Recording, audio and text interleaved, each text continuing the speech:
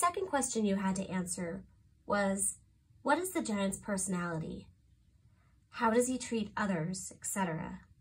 Look on page 336 and 337 to find some text examples to show if the giant is kind or not. We're introduced to the giant at the bottom of page 336.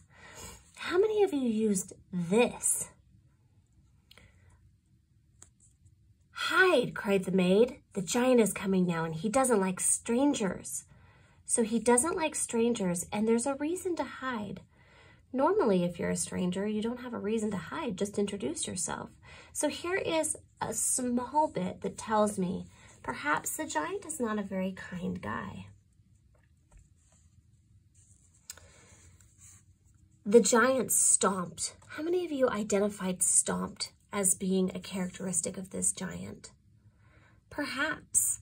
Usually stomping is kind of loud and angry. "Lay, hen, lay." So he's shouting at this, hen that's not laying for him. Usually shouting is not a great example. Now, most of you probably found this. The giant roared in anger and chased after her.